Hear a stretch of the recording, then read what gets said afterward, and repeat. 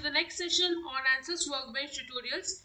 In this session, we are going to analyze the exhaust valve for its modal analysis. We have already analyzed this valve for structural analysis and its thermal analysis. So now let's go for the modal analysis such that we know at what natural frequencies what would be the deformation that is involved in the exhaust valve. We will start by double clicking on modal module.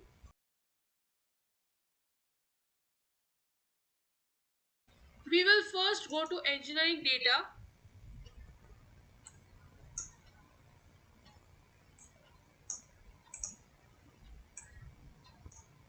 The material that we are going to use is cobalt chromium alloy.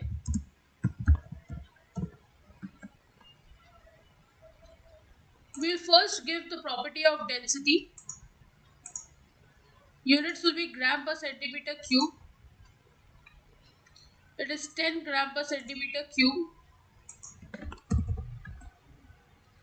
Next, we will give isotropic elasticity. What is the value of Poisson's ratio? That is 0.29, and Young's modulus is 210 gigapascal. So this is 210 E9 and Poisson's ratio is 0.29. So we have given all the values as you can see here. So now we'll go to projects and update project. I'll go to geometry and right click, import geometry.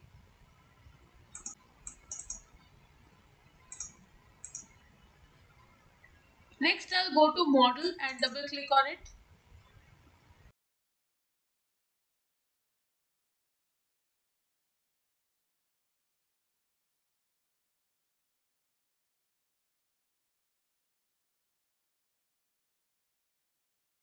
I'll first go to geometry and I'll change the material to cobalt chromium alloy.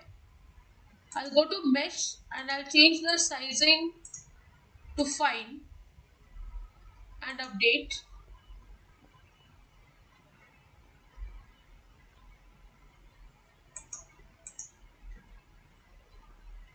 Next I'll go to model and I'm going to insert fixed support at this surface. So this is enough. We don't have to give any other boundary condition. I'll go to solution and I'm going to insert deformation total and solve.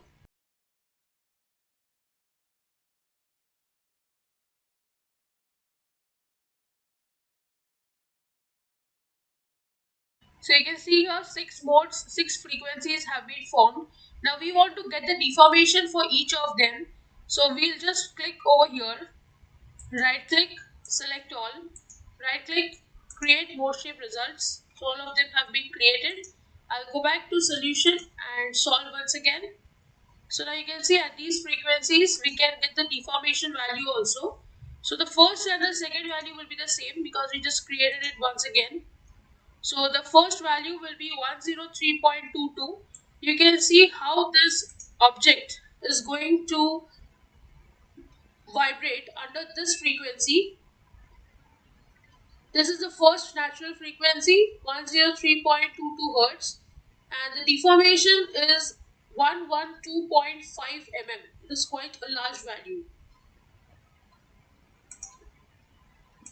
Next, we'll go for the next higher natural frequency, that is 103.43 Hertz, and here the deformation is maximum 112.55 mm.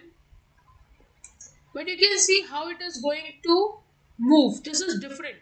The direction is different. If you check the third one and the second one here, the direction is going to be different. Next, you can go for the fourth deformation.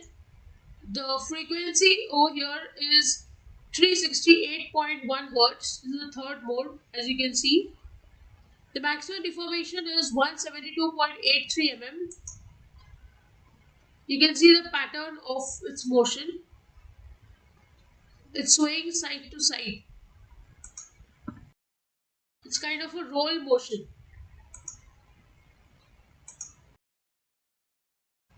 Next is the deformation 5, where the frequency is 1086.7 Hertz and the deformation is 193.43 mm. You can see the pattern of its motion.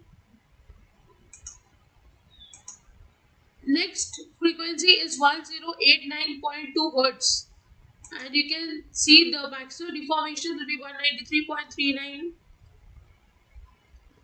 mm.